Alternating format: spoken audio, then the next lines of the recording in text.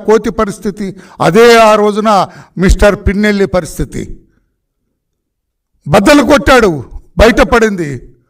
Majority టీడీపీకి వస్తుంది, ఏది అబ్సల్యూట్ మెజారిటీ టీడీపీ కనపడుతుంది.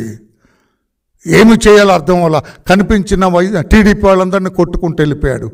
మా శేషగిరి ఏజెంట్గా ఉంటే అతన్ని ఇష్టం వచ్చినట్టుగా కొట్టాడు. బయటకు వచ్చినంత వీడిని వేసేయండి రా చెప్పాడు, వాళ్ళందరూ ఇష్టం వచ్చినట్టుగా కొట్టాడు. అది అటెంప్ట్ మర్డర్ కాదా? అక్కడ ఉన్న పోలీసులు ఏం చేశారండి? గాడిదలుగా సారీ అతను ఏం చేశారండి? ఇద్దరు పోలీసులు వేస్తే వాళ్ళు పట్టుకోవద్దండి ఇతన్ని. పట్టుకొని బంధించి పెడరెక్కలు విరిచి కట్టి తాడుతో కట్టి, లేకుంటే హ్యాండ్ కప్ ఉంటే హ్యాండ్ కప్ వేసి అతను పోలీస్ స్టేషన్కి తీసుకెళ్ళొద్దండి. దగ్గరుండి కారు ఎక్కించి పంపిస్తారా? అది మీ పోలీసులు, నువ్వు నియమించిన పోలీసులు, నీ తాబేదారులుగా పనిచేసిన పోలీసులు. చంద్రబాబు గారికి సంబంధం అండి? ఈ రోజున నీ గత ఏంటి? పరారిలో ఉన్న పోలీస్ అంటే తడుపుకుంటున్నావు నువ్వు. నీ పేరు చెబితే పోలీసులు కూడా ఆ రోజు తడుపుకున్నారు. ఇప్పుడు పోలీసుల పేరు చెబితే నువ్వు నీ తమ్ముడు తడుపుకోవట్లా? ఇంకా మీరు నోటికి వచ్చినట్టు మాట్లాడతారా? నేను అడుగుతున్నా సజ్జల రామకృష్ణారెడ్డి గారిని, ఇంకా నువ్వు ప్రెస్ పెట్టి మాట్లాడే ధైర్యం ఉందా నీకు?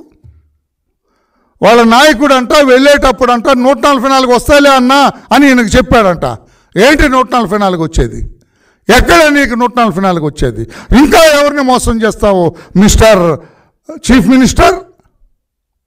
ఇంకా ఎవరిని మోసం చేస్తావు అంటే జారిపోతున్నారు అందరు కూడా.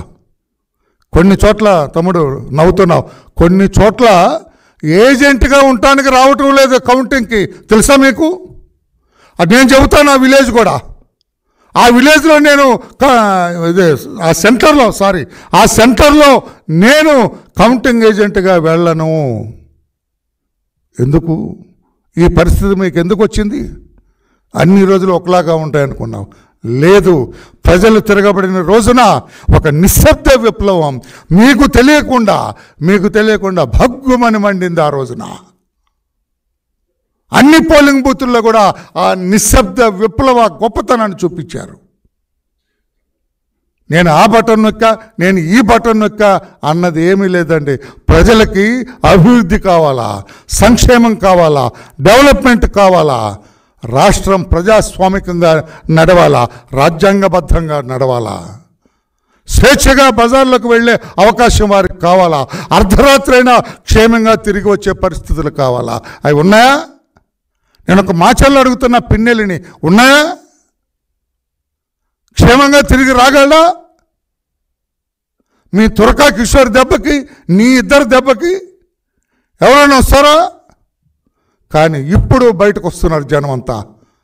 సాయంత్రం అయితే మాచర్ల సెంటర్లో కూడా జనంతో నిండిపోయింది. ఎందుకు? స్వేచ్ఛా వాయువులు పీల్చుకున్నారు. ఎప్పుడైతే ఈ అన్నదమ్ములు ఇద్దరు పరారులో ఉన్నారో, ఎప్పుడైతే పోలీసులు వీళ్ళు వెంటబడ్డారో, వీళ్ళు అసలు భద్రయ్యలు కాదు, ఉత్తి భద్రయ్యలు అని తెలిసిన తర్వాత జనమంతా కూడా మాచర్లలో వీధుల్లో సరదాగా తిరుగుతున్నారు. చెన్నకేశ్వరుడు గుడి దగ్గర స్వేచ్ఛగా వెళ్తున్నారు, దేవుణ్ణి స్వేచ్ఛగా సందర్శించుకుంటున్నారు. అక్కడ మీరెప్పుడైతే ఒట్టి భద్రయ్యలుగా తేలిపోయారు, పోలీసులను చూసి భయపడి పారిపోయారో, ఎప్పుడైతే దాక్కొని మారు వేషాల్లో తిరుగుతున్నారో, ఎప్పుడైతే కార్లు మారి ఈ కారు ఆ కారు అని ఆటోల్లో రిక్షాల్లో తిరుగుతున్నారో అర్థమైంది ఇది పనిచేసే భద్రయ్య కాదు, ఒట్టి భద్రయ్య అని తెలిసిన తర్వాత ప్రతి కేసులో 307 పెట్టాలా? ప్రతి case you try to kill them, ప్రతి కేసులో యు ఆర్ ది A1. మాచర్లలో రిజిస్టర్ చేసిన, నేను పోలీసుకి చెబుతున్నా, మీరు చిత్తశుద్ధితో ఇన్వెస్టిగేట్ చేస్తే ప్రతి కేసులో this Pinnelli brothers are the A1. ఎన్ని కేసులు రిజిస్టర్ వేసేయండి, చంపేయండి. ఇదేమో ధర్మ పరిపాలన, రాజ్యాంగ పరిపాలన, ఏదైనా మీ సొంత పరిపాలన? మీ రాజ్యమా అది? మీకు ఎవరు రాసిచ్చారా?